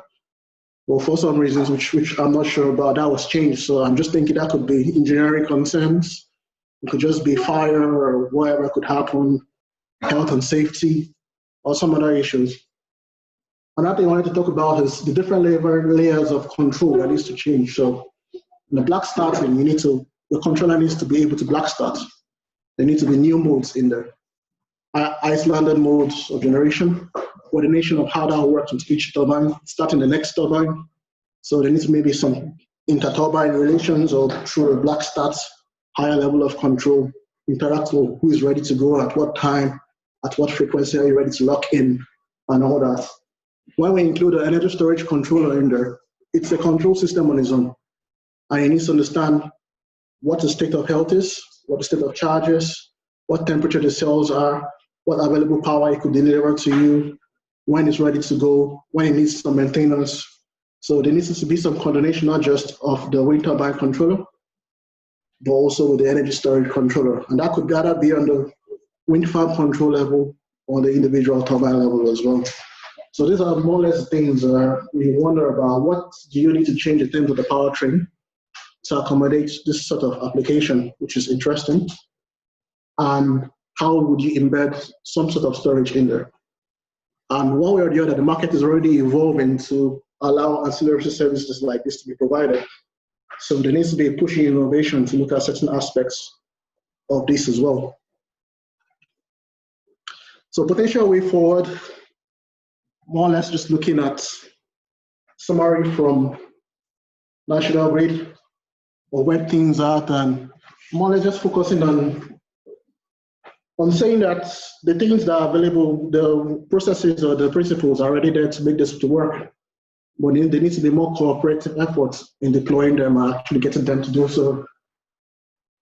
Barriers, we could be like the variability in wind. The ways to mitigate this would be to understand the variability, which is forecasting, understand how storage might play a role in there, improve that ability, and what you get there is you now have more understanding of the amount of power you could generate when requested, and how you could coordinate that between other wind farms to deploy any ancillary service, even if it's black start as well. We also have changing your inverters from grid following to grid forming. That's possible to do with just updates in the control system, new modes of operation. You might not necessarily need to change so much in terms of the inverter structure, but might just be to change the control system to accommodate the new mode. And I think for them is to understand what are the routes to market. Why should we be doing this? Is there incentive going through black start when the market does start for offshore wind? Are the prices high enough to want to do any of this? Or is there a better service like frequency response we should be more focused on using our turbines to operate? Or is it a mixture of both? So understanding what incentives could bring people to understanding about that brings in the capability of being able to self-start with grid forming inverters, which is not currently existing in the way wind turbines are designed. Also, grid code regulations plays a big part role because we need to comply with some sort of grid code that say this is the way we need to do it. And there need to be changes to the grid code to accommodate this as well. And what that will bring is remove barriers as well in terms of, and also gives us that ability to deploy black start capability in wind farms. So in terms of the activities we as a company we involve in, we have a range of testing and validation facilities from blades to powertrains. This is one of our biggest ones, the picture just up there on the left. This is a 15 megawatt powertrain testing facility where we have the nacelle in the building. What we try to do is to emulate different aspects of the network in there as well in the feedback loop system with hardware and loop controllers. And these facilities could lead to potential tests of validation of some of these applications to understand a bit more of how the nacelles and how the wind turbines will behave, or how they should behave in terms of deploying this as well. Another important one is the demonstration turbine we have as well. So we have a full 7 megawatts turbine, which is owned by us and operated by us. And this is used in some of the projects some of you might be involved in, like total control, looking at different aspects from LiDAR installations as well. We've done work understanding how the turbine could contribute to black starting on its own, modifications of its controller, including new modes in there as well. We've done assessments and looked at review of the wider network of what needs to happen as well as other projects, looking at more or less coordination of how energy storage should be in there as well. So we've done some work on looking at the auxiliaries that need to happen during each of the processes of black start, the amount of power they will be consuming, and understanding the total requirement in terms of the energy storage that needs to be embedded somewhere within the network to coordinate that as well. We're also involved in more bladed kind of studies where we run those kind of scenarios and understand the more or less the loading factors and how that's what happens and in order as well as PS-CAT studies where we're trying to understand a bit more about the transient analysis, what occurs during these processes, as well as more work understanding the locations of where storage should be at certain points, be it offshore and onshore on the network in there as well. So I think that's where I come to the end. If anyone has any questions, happy to.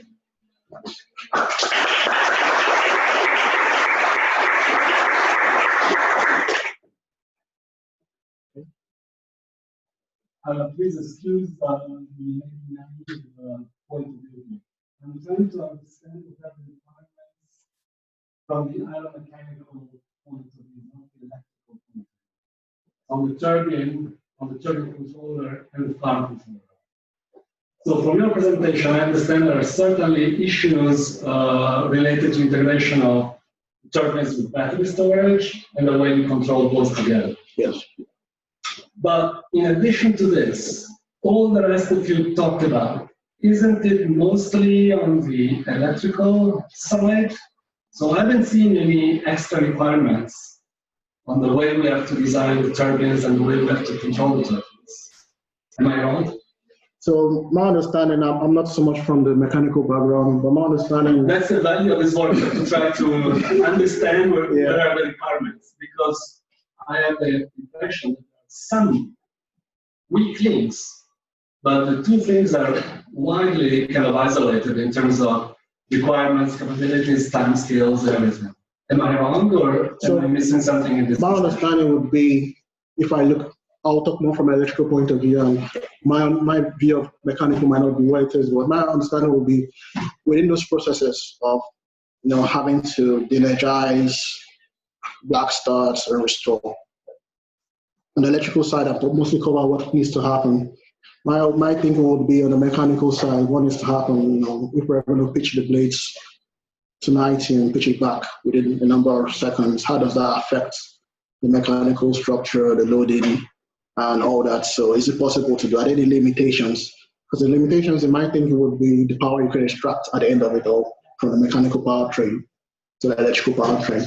So the wake effects of whatever is happening mechanically or aeromechanically, how does it affect the extraction of power? Is there any limitations within that starting procedure or the shutdown procedure or the restoration procedure that we need to be aware of and readapt maybe the electrical control to work with the mechanical control in there as well? So that would be my best guess. But me, thorough understanding of what mechanically needs to be done, I don't think I have the expertise, or we have some guys which we're working with. We're actually on a project at the moment which we're trying to simulate the mechanical. We're trying to model our turbine as much as possible mechanically and include the powertrain as well electrically and see how it interacts as well. But I on my own don't have that much expertise in knowing exactly what needs to change mechanically. To add on to that, I think where the interesting thing comes from a part control perspective is the block loading feature, because you have to roll things in imbalanced load, like when you're black starting, you are kind of, and so that will require a plant level control, because you have to decide which turbines to ramp up at which times, and then there's weights. So how do you balance what turbines you start when, and especially for if you've got a very large offshore park with a big lot, and you're kind of block loading and kind of bringing that online. I think that whole process is you have to coordinate on the control side and electrical side very closely, and it's really interesting. But is it a fundamentally different capabilities? Or? No, I think it's back to the discussion also yesterday we had. Right now, the farm control sense equals to turbine, and then we have all this discussion. We need to change that paradigm basically. But also reflects that point that the turbine can do that.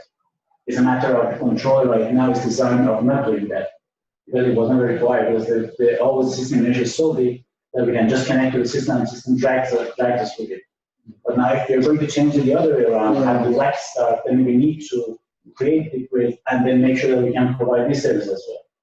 So but in general, the turbine should be able to do that. And there shouldn't be some major dynamic issues there. No, but it's just how do you, I think it's more of an optimization problem. How do you optimize that strategy? Yeah. This one of the physical reality, electrical system, power that you need to inject to those cables step by step, which is going to be driving the process, and that's going to be... For offshore systems, you have such long cables. If I may finish, thank you. Yes, and that's going to be controlled somehow. You look at the reactive power requirements of those long cables, and somehow that block re-energization will have to be controlled by somebody, and the individual with the bank, but they really don't do that. So there is some further development to be in there as well. I guess as you said, we come from the controller that we were facing in last couple of years. I mean, someone has to do that. I'm not sure if it has to be called infra controller or black start controller or controlling wind, to me, controlling anything based on the inputs from more than one wind turbine, and that's been farm control. Controlling something based on the inputs from one wind turbine. In this case, this would be with farm control, power forward, or what the turbine is doing. So, to me, it's farm control, but like you say, I mean, people spend a lot of time looking at the power production side of wind turbine operation. Actually, startups and shutdowns can be very important mechanically. There's very high loading events. So, this is a good example actually of an area that perhaps isn't being looked at as much as maybe it should. Yeah, I think the point I was trying to mention about the offshore, if we are too far, is because the cables actually have capacity features arising. So there, in the end, you don't need to install and send out reactive power because your cables to compensate the actual. So you need to compensate the other way around. And then your transformers are so big that they would basically consume all the reactive power. But you need to change it's not that you are going to have the grid to energize that long cable. Sure. It's still going to be from the other side. From the wind, who has to energize that cable. And the reactive power requirement for that is massive. So you will need to build the offshore and then coordinate the wind turbines to be able to re-energize those transformers from the wind. So it's a kind of, because otherwise, if you are not able to stand on your feet, you are not able to provide backstop services. So it's a kind of look at the problem the other way around. Instead of having the grid that energizes everything, and then the individual turbines connects to them. I think there's a recent publication from the Carbon Trust Offshore Wind Accelerator. People that have done a bit of work in terms of understanding how that comes along. I think if I remember, I think it was at 400 megawatts, and the reactive requirements were almost like 220 megawatts. And you need to, if I remember clearly, they had to find a phased approach of understanding how dynamically you decide if it's 2 turbines or 3 or 4, at a go at what sections and when you're ready to reconnect the rest.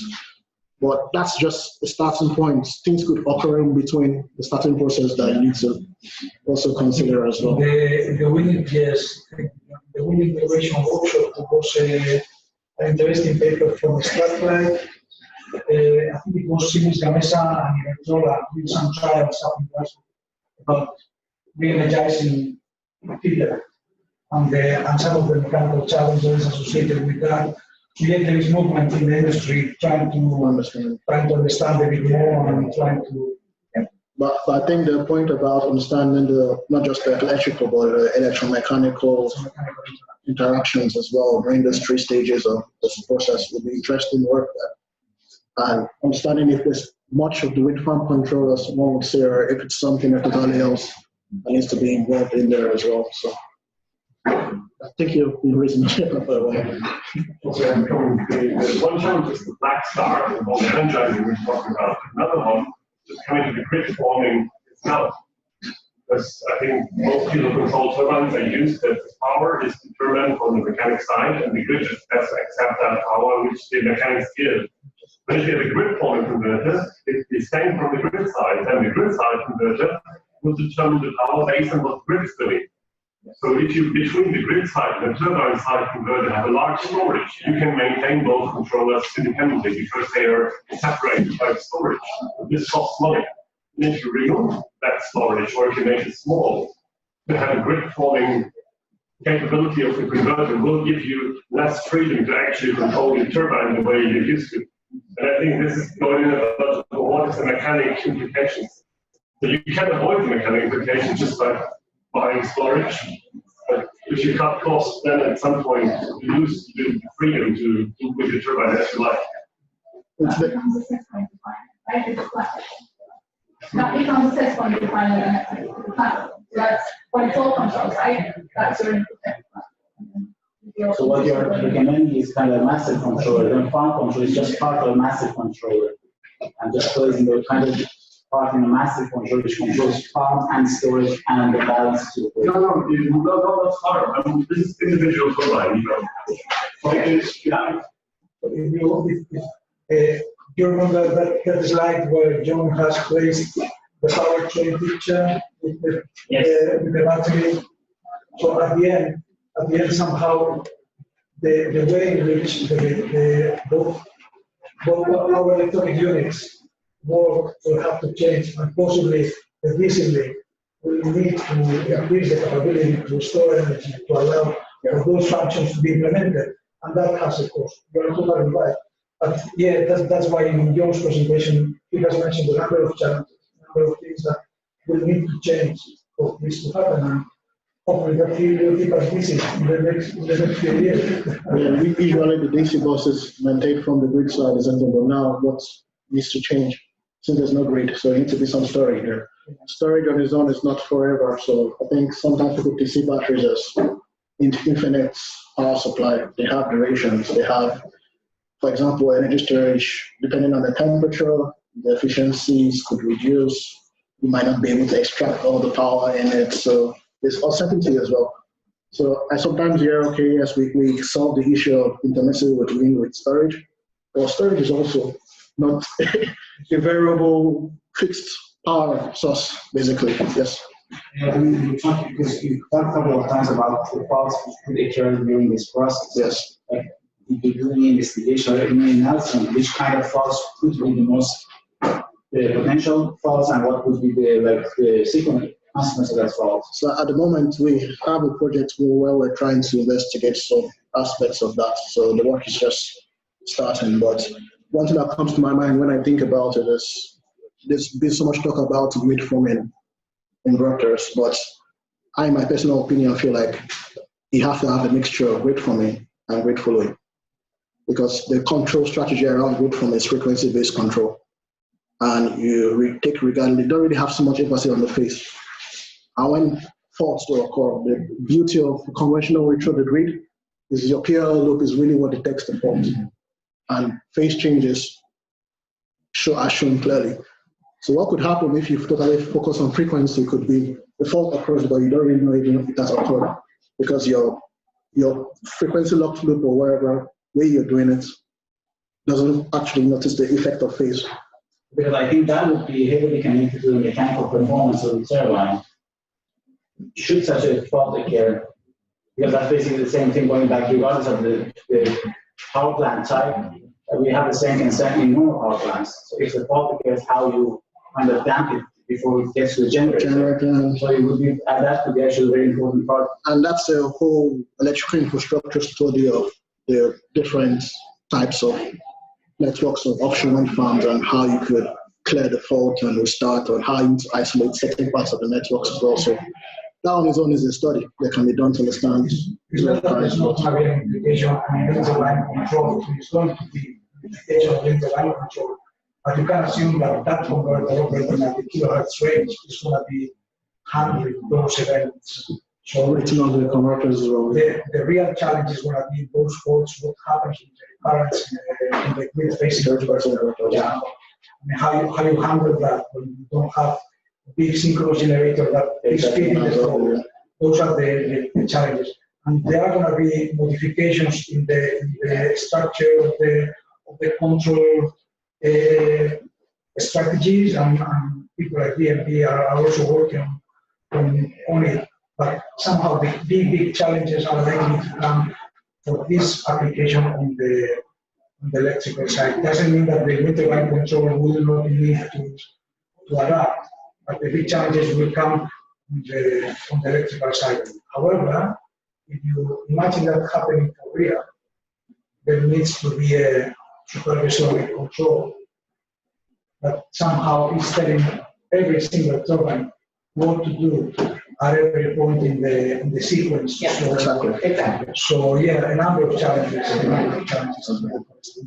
Yes, sir. I would also like to add another challenge is that since grid forming technology is expensive, maybe the wind turbine will have mix of grid forming and grid following. That was my point. That has a very different level of complexity. Another point to what was discussed before this, probably during black start, I mean, the probability is very small, which is some capability you need to have in order to connect to the grid. Maybe wakes and other flow-based controller does not take that much work. In black start, capability development or something. So we should also differentiate between black start and grid forming. Grid forming is where we are looking at, I think she was mentioned that we are looking at a system where there is no inertia itself. So there is no conventional generator and the wind turbine is playing a very different role of this power plant. And then you are operating that power system all the time with grid forming. And then we play a bigger role there in terms of energy. So in my thinking, there are 3 stages in black start. So shutdown stage, I don't see unless correct me, but unless we're modeling or anything does anything there. In the black starting stage, I think you just basically begin to pitch your blades.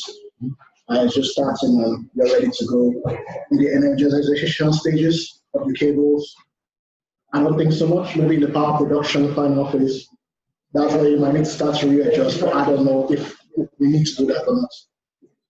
Well, I think you are right. We were talking yesterday about whether some things are going to be coming, some changes in control are going to be driven by new revenue streams or are going to be driven by the connection requirements.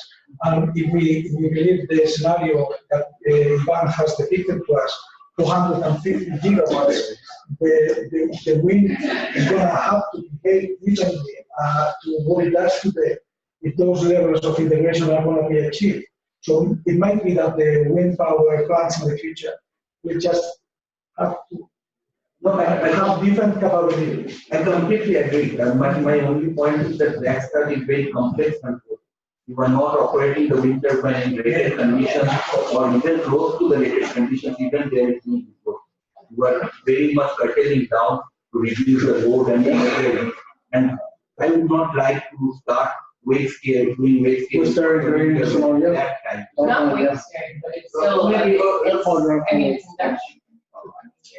You're operating rated, so you're choosing exactly when you want to turn on the turbine, how to ramp them up, extensive whole process that needs to be established, and you may want to do it differently depending on the conditions over the lifetime of the turbines, depending on how many times they're going through that process. Like, I think there's a lot to think about in terms of how you would coordinate it from the plant level. On the collection rate.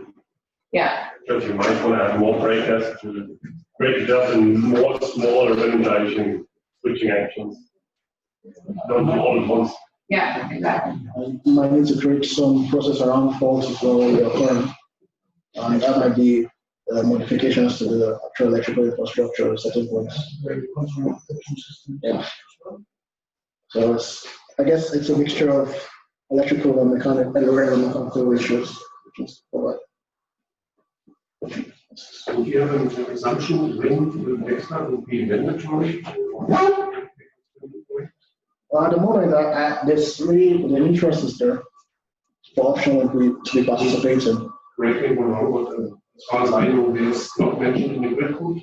It's coming up. It's not, so there isn't any established market or anything for option to participate in. But as I said, like National Grid have been doing reviews since 2012 or so.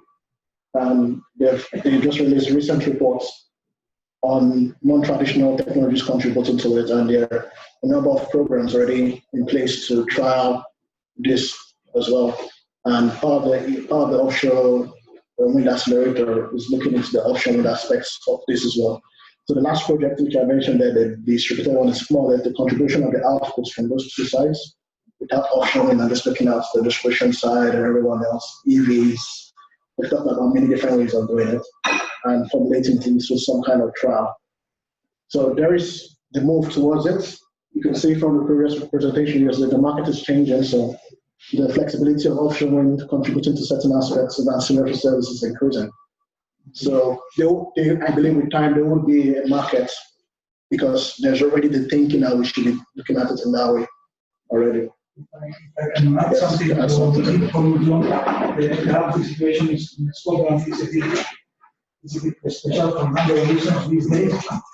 But there are no big conventional power plants there anymore. We used to have a big 2.3 gigawatts in the planet, that's phased out.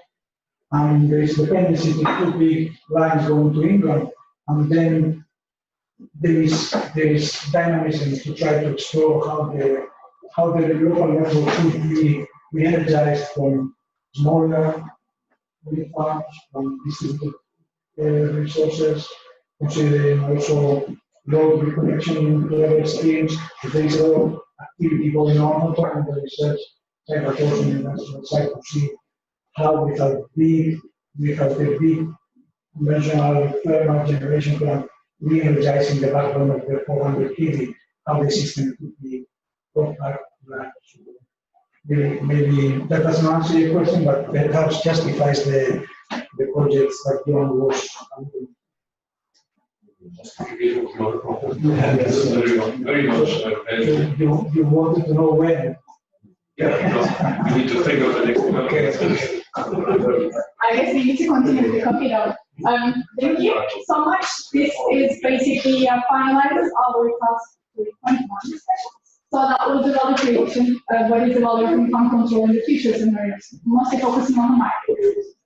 So we have stepped back a little bit from the wind farm flow control and look at the bigger picture of wind farm control, look at the whole problem as a systems engineering problem, and then try to discuss, visualize what it might look like in the futuristic scenarios. We got some quantification on how much offshore wind to expect. We also discussed a little bit how we can contribute, what the role of wind farm control in general can be.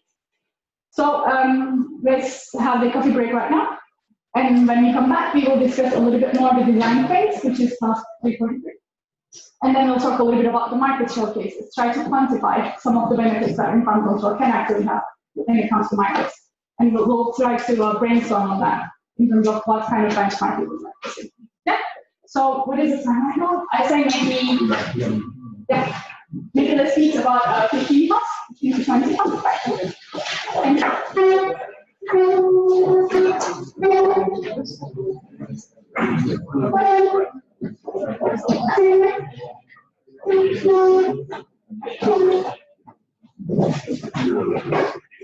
offshore tax or the report I what percentage of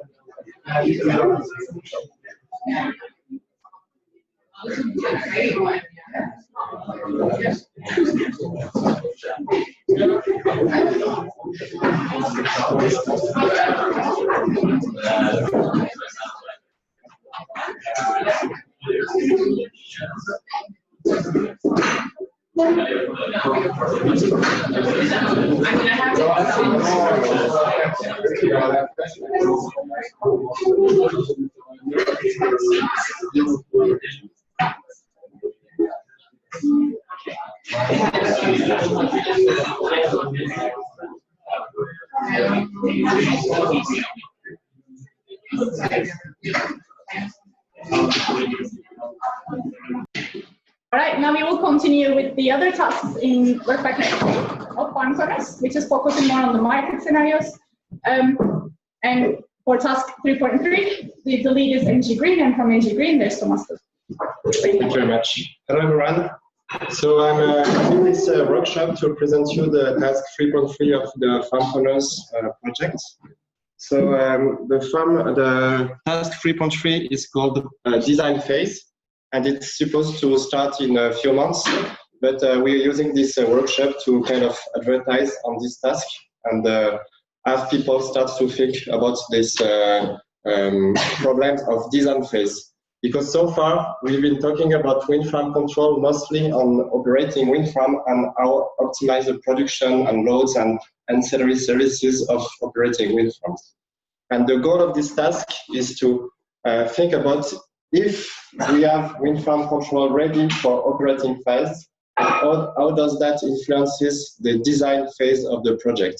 And this is something I think I've not been too many truly worked on recently. So I think this work package and this task is a good opportunity to discuss and start to think about these opportunities. So how will it be organized? Basically, we'll be realizing a mini symposium at the West Conference next year in Hanover, where researchers will be welcome to present their work on the topic, and there will probably be some discussions and conclusion on that topic. So this is an illustration of how we think is going to happen. So we have this graphics that shows the life cycle of a project, and the thing is that we want to interact between the operation and maintenance phase, where we have this wind farm control, and how does that work with the design phase of the project. So here are the first ideas we came about last week when we were preparing this workshop. So this is the topics that can be involved in the design phase of a project when you use wind farm control later on during the operation and maintenance phase. So of course there is what we discussed yesterday about grid cuts and ancillary services. As you will get more revenues in the operation and maintenance phase, do you have to take that into account in the business plans of your project, and how does that influence with energy production or load alleviations? If you have wind farm control in operation and maintenance phase, you can also put the turbine closer together, because then you can mitigate wake effects and then put more turbines in the same space and get more power for a closely dense area. So that's something that you can also take into account when you design the project and you know that you'll be able to use wind farm control. Everything which is related to loads, knowing that you can reduce loads thanks to wind farm control, can you account that as a longer lifetime for your project and then be more cost effective in overall and have a longer business plans maybe? So that needs to be studied and discussed. And then everything which is related to the Zero-Subsidy Era, when you do not have any more subsidy from the government, you need to use this new revenues from wind farm control to be taken into account from the design phase of the project. And there are probably a lot more ideas. And what I would like you to do is that to start to think about these new ideas and try to present some nice work for the next year conference. So with that, I'm finished, and I hope I'll see you next year for the West conference with a very lot of new ideas. Thank you.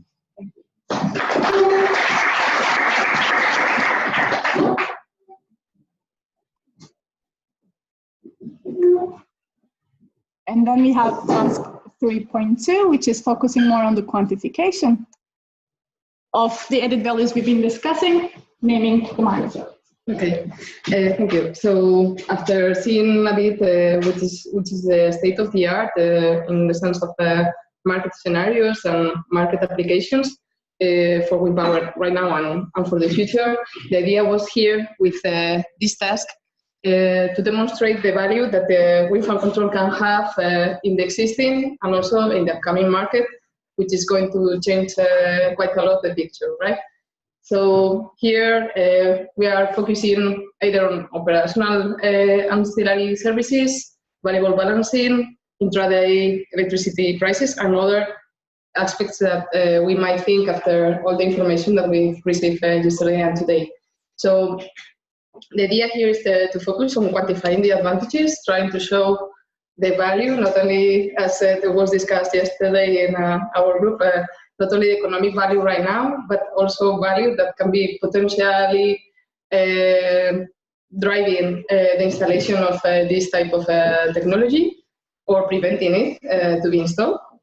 So, and one example was, for example, right now in Spain there are banning of some connections since the integration point of to the grid was not prepared to that. So there are some renewable projects that are not allowed to participate. So this is something that is already happening in some places. And as commented there, LCOE is no longer the only aspect to be focused on. So we might think on other type of values, as I was commenting, and this complements the benchmark on wind farm control that we were in the project working in another task, work package 1, which is more related to wake interaction and so on.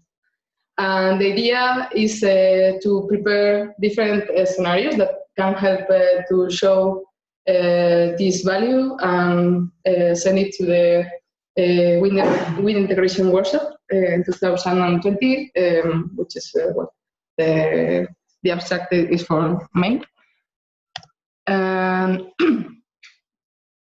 Yeah, and there were some aspects that we were thinking before the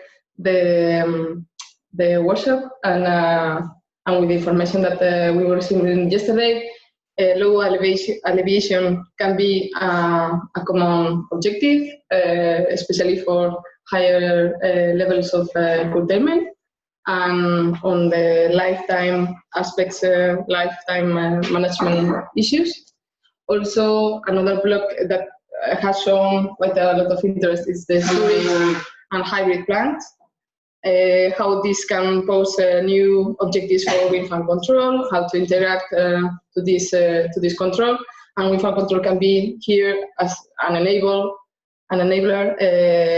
giving more flexibility in the bidding value, and also how to connect the wind farm control with the forecast, how to make it an added value as well. Also with the condition and health monitoring aspects that we were discussing yesterday of importance. And here, for example, this goes together with the higher digitization of the wind farms and digital twins aspects. Also, one point that was commented yesterday is the need for better instrumentation, sensors in terms of quality and higher frequencies of sensing, and also actuators, as we've seen, for example, for the converters and so on. So there are some examples now that Tufi is going to comment more details. Well, also yesterday from the discussions, keeping those scenarios in mind, this is what sort of inspired us back in the day to maybe have quantifiable values of wind farm control. So this is the time series of the prices that I took from the Nord Pool, from the market, not pool, and this is particularly for DK1, which is west of Denmark. So you see the day ahead hourly spot prices in black, and then the purple is the upregulation or the reserve market. So there are some times over there, some periods, this is from last year, February, there are some periods over there is actually not to produce is more profitable. It gives you much more money in the end. So if we actually zoom into those areas, what actually happened there in terms of a difference in price, it's not just 1 or 2 peaks, it actually lasted about 3-4 hours.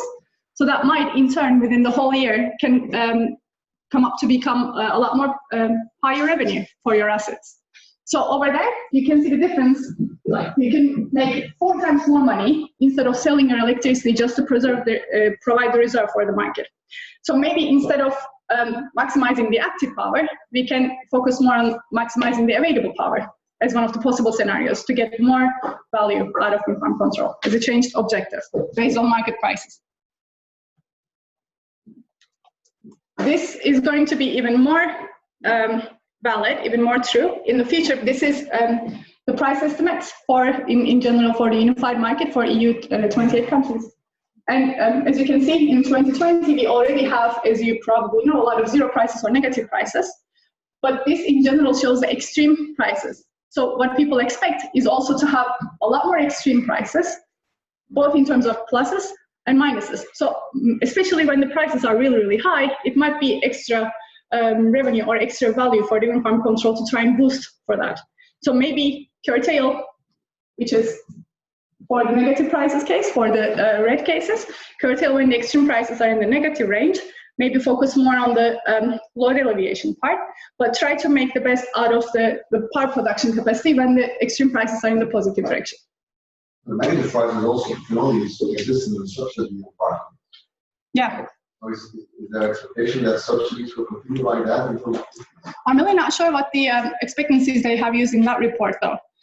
I don't think subsidy is going to be, I don't think for the whole Europe is going to be subsidy free. And this is for EU 28 countries. So maybe that's one of the reasons. But with the subsidy free, I think people expect to see a lot more positive prices in the extremes. Yeah. There's no reason to keep those anything on if you need to pay for it. Yeah. Okay, so these are some inspirations that you can have. There are these market showcases, these possible scenarios that you can think of. And we have divided the scenarios to help you think and help us organize your thoughts a little bit better afterwards in terms of objectives, assumptions, inputs, outputs, and tools. So just like we did yesterday, we can actually divide approximately 4 groups. It might be a good idea to go outside again to discuss a little bit. And remember to get some sheets, either personally or for your groups, for potential scenarios that you might know. And there is the pens. So we do it like yesterday, or you want to choose your own group, you can also feel free to move around the groups if you like.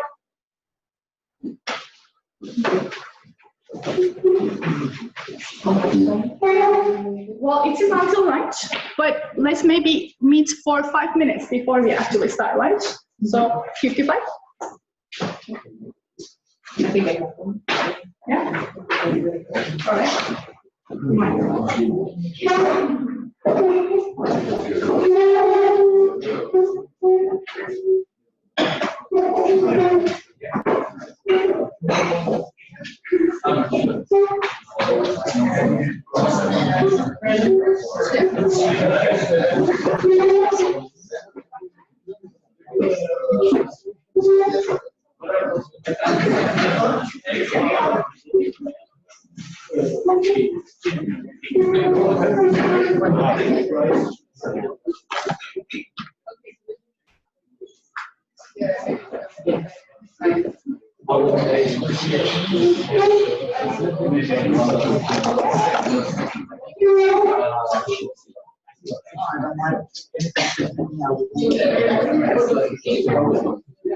no, I don't think it's important from the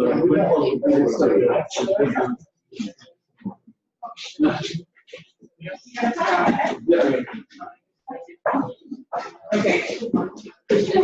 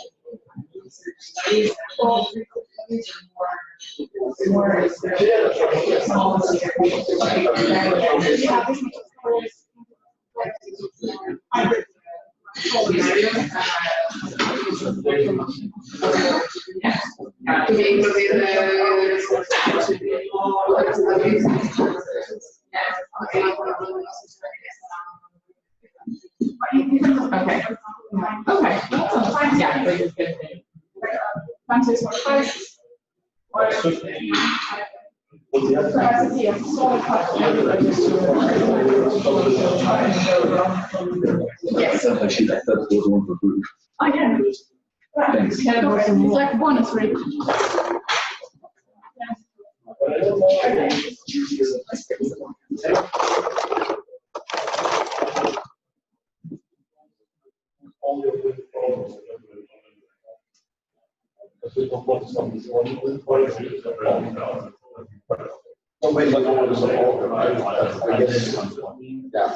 But that is not so very common. I mean, I don't know whether that's so very common.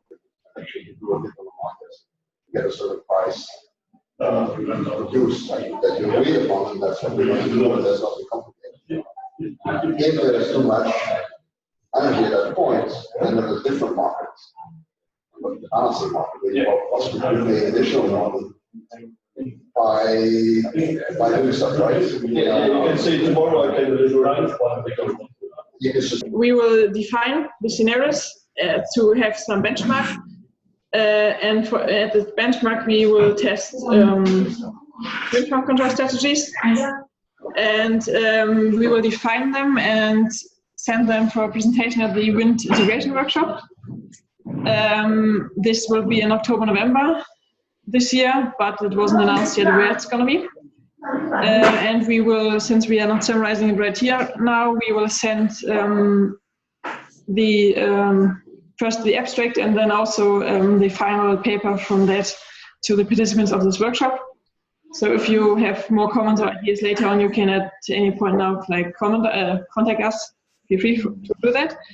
Next thing is, so when we have the benchmarks defined, we will use those to test different strategies, and these results will be discussed together with also the design phase that Thomas just presented earlier at the West conference in Hanover.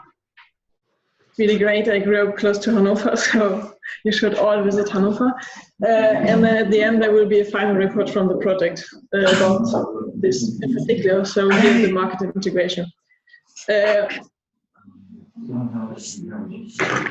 of course, FarmConners has more work packages. So we were mainly now talking about work package 3 only, basically.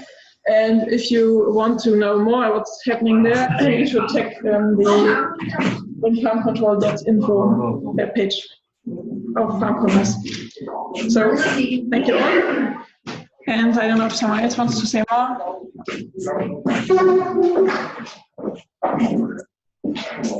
Well, I would like to thank the organizing committee that totally relieved me of doing anything on this workshop. That was actually a great experience. Thank you, Tupe. Thank you, Constanze, and the others.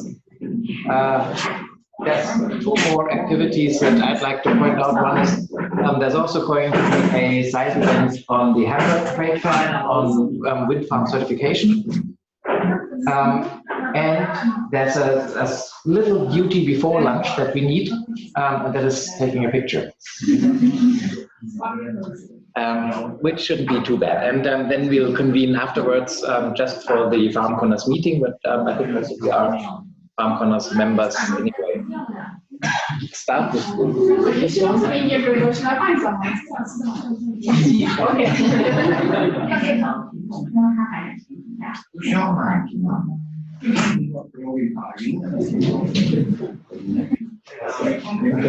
Yes, that's the way.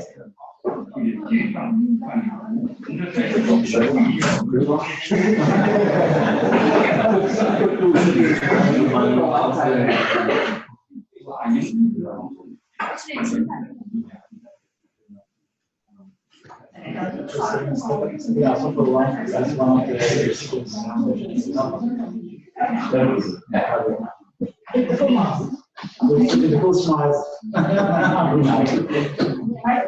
So are we going to do something with this?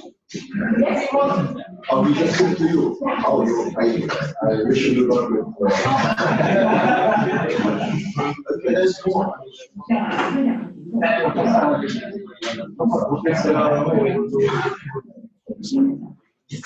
So segregation and For everyone on the screen, this is the close of this meeting. I hope you enjoyed it. We are still working on getting that uploaded to YouTube. And I hope we'll get that done in the next few days.